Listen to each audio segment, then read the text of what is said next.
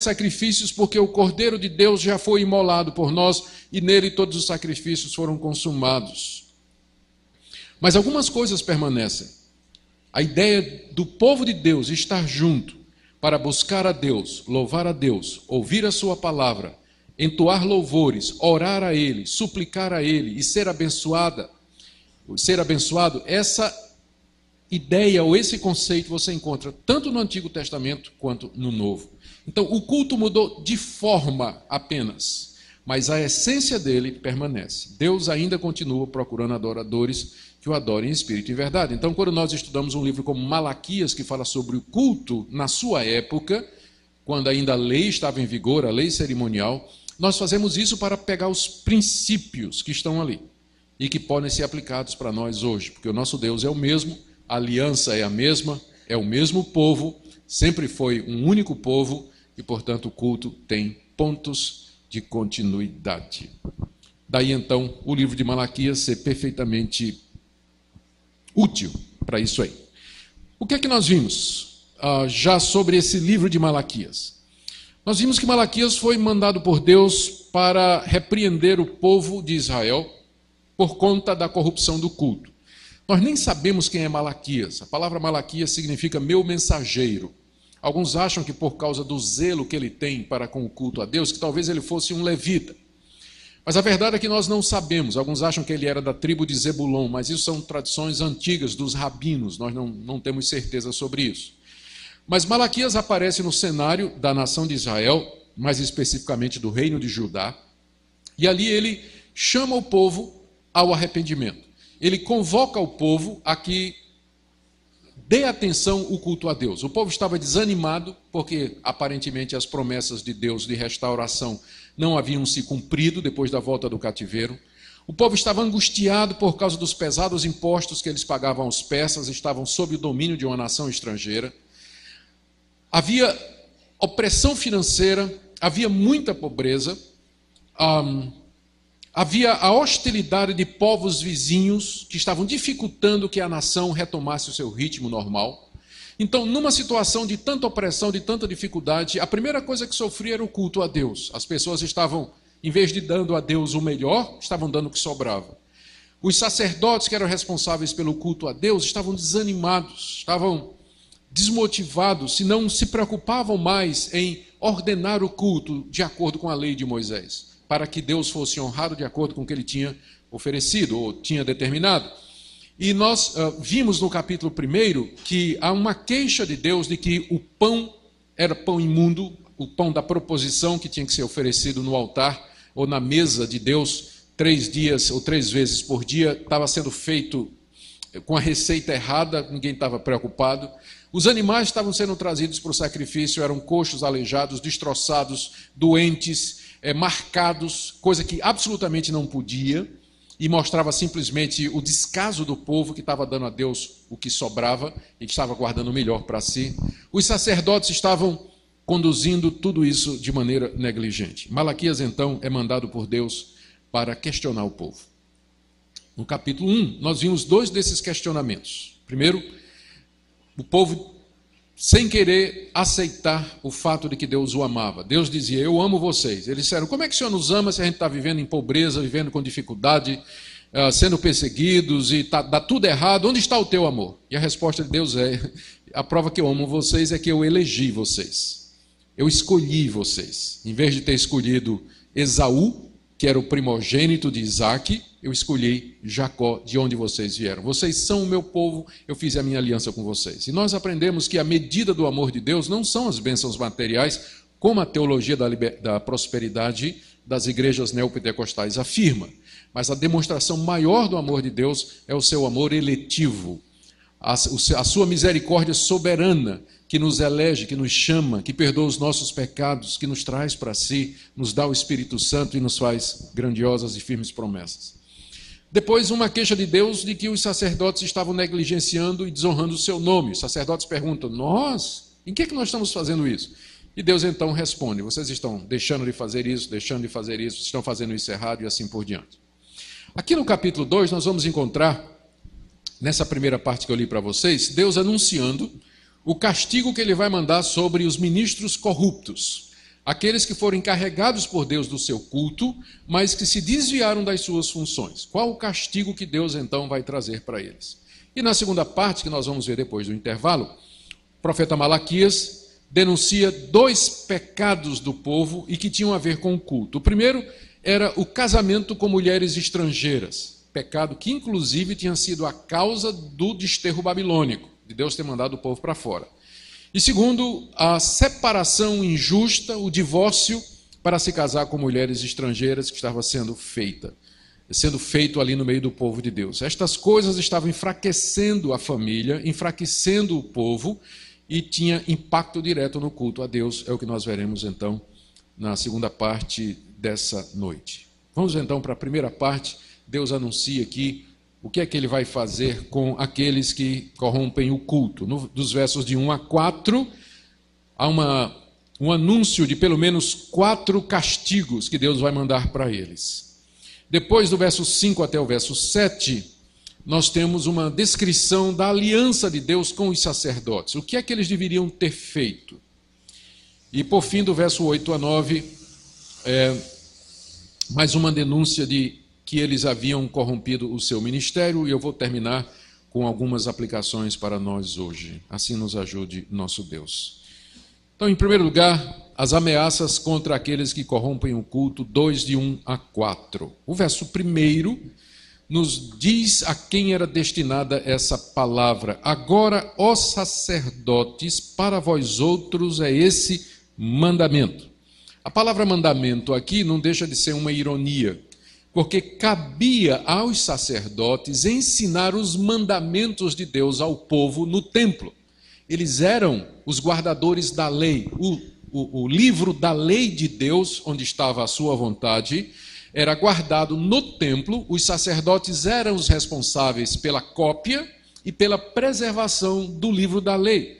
E eram eles que ensinavam os mandamentos de Deus ao povo. Só que agora Deus tem que mandar um mandamento para eles. É o que acontece quando os pastores corrompem a sua função. Eles têm que ser pastoreados.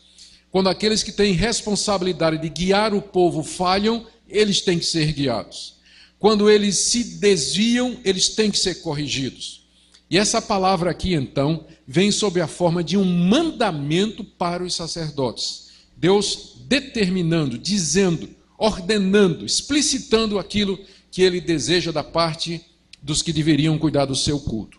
No verso 2, você tem a ameaça de Deus do que é que vai acontecer se eles não ouvirem o mandamento. Ou seja, esse se que está aí no início do verso 2, pressupõe que haveria a possibilidade de que eles ouvissem o mandamento e se arrependessem. É sempre bom lembrar que o nosso Deus é um Deus de misericórdia. É como se ele dissesse assim: vocês se desviaram, sacerdotes, vocês estão oferecendo um culto errado, e eu estou dando esse mandamento para vocês. Se vocês escutarem, eu não vou trazer o juízo sobre vocês. Eu não vou castigá-los como merecem. Mas eu vou abençoá-los e vou usá-los outra vez. Deus está o tempo todo fazendo isso. Lembra, por exemplo, quando ele mandou Jonas pregar em Nínive? Ele tinha dito: eu vou destruir a cidade. Os ninivitas se arrependeram e Deus disse: não vou destruir mais a cidade. E Jonas até nem gostou, não é? Porque ele queria que aqueles pagãos fossem todos destruídos. Tem gente que não se alegra quando Deus usa de misericórdia. Mas aqui há uma oportunidade para que os sacerdotes se arrependam. Caso eles não se arrependam, veja aí o verso 2. Se vocês não ouvirem esse mandamento, ouvir aqui não é escutar, é ouvir e atender, é ouvir e obedecer. Se vocês não ouvirem e não propuserem no vosso coração dar honra ao meu nome, era isso que Deus queria, que os sacerdotes dessem honra ao nome dele.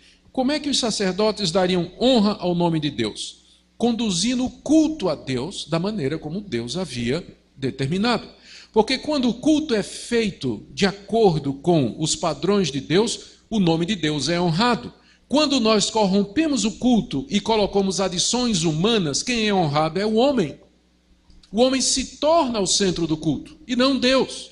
Então, para que Deus seja honrado, o culto tem que ser de acordo com o que ele revelou. Tem que ser teocêntrico. Deus tem que receber a glória. Ele tem que ser o centro de todas as coisas. Culto não é entretenimento. Culto não é lazer. Culto não é diversão. Deus é o centro do culto. Quando nós transformamos o culto numa social, num momento de lazer, de diversão, de entretenimento, nós estamos como estes sacerdotes, deixando de usar aquela oportunidade para glorificar o nome de Deus. Ou Deus é o centro do culto, ou outra coisa vai ser. E via de regra é o próprio homem que ocupa esse lugar. Então o mandamento era esse: vocês têm que honrar o meu nome, oferecendo um culto de acordo com aquilo que eu determinei. Se vocês não fizerem isso, aqui vem então 4 ameaças de Deus. A primeira delas: enviarei sobre vós a maldição. Enviarei sobre vós a maldição. Maldição aqui no hebraico, ela está com um artigo, é a maldição mesmo, a tradução não está correta. É uma referência à maldição lá de Deuteronômio capítulo 28, quando Deus, através de Moisés, disse ao povo: se vocês me obedecerem, as seguintes bênçãos virão sobre vocês. Aí vem a relação. Mas se vocês me desobedecerem, recusarem os meus mandamentos, as seguintes maldições virão. E a lista é muito grande. Vejam Deuteronômio 28. E lá no meio está aquilo que os judeus consideravam a maldição de todas, a maior de todas, que era serem desterrados, serem mandados embora da sua terra, perder a terra prometida. Isso já tinha acontecido antes, fazia cerca de 100 anos que isso tinha acontecido. Deus tinha mandado a maldição sobre eles e os expulsara da terra, através da mão dos babilônicos, primeiro dos moradores da Mesopotâmia, depois os babilônios que vieram e os levaram. E agora Deus os ameaça de novo. E infelizmente, porque eles não deram ouvidos, no ano 70, o general Tito, na frente dos exércitos romanos, entraram outra vez na nação de Israel e espalharam os judeus pelo mundo todo até o dia de hoje. A maldição, a perda da terra por causa da desobediência a Deus. O que encheu a medida dos pecados foi que eles rejeitaram o Filho de Deus, Jesus Cristo. E no ano 70, então, Jerusalém é assolado, o templo destruído e os judeus espalhados por todas as partes do mundo. Houve uma segunda tentativa dos judeus se rebelarem em 125, sob a liderança de um judeu chamado Bar Corba, mas os exércitos romanos também esmagaram na última resistência na fortaleza de Massada, acabaram com a resistência judaica e eles se espalharam até regressar em 1948 à nação, ao povo de Israel. E somente uma pequena parte, tem muito mais judeu morando fora de Israel do que em Israel no dia de hoje.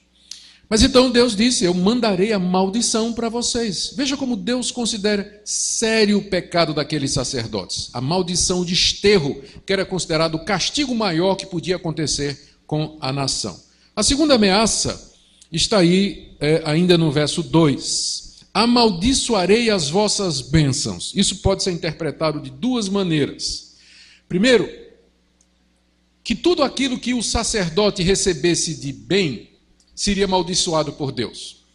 O seu salário, a vaquinha no pasto, a colheita, filhos, aquilo que eram bênçãos, na verdade Deus iria transformar em maldição. Já pensou que coisa terrível? Você recebe uma coisa como se fosse bênção e Deus, na verdade, transforma aquilo em maldição.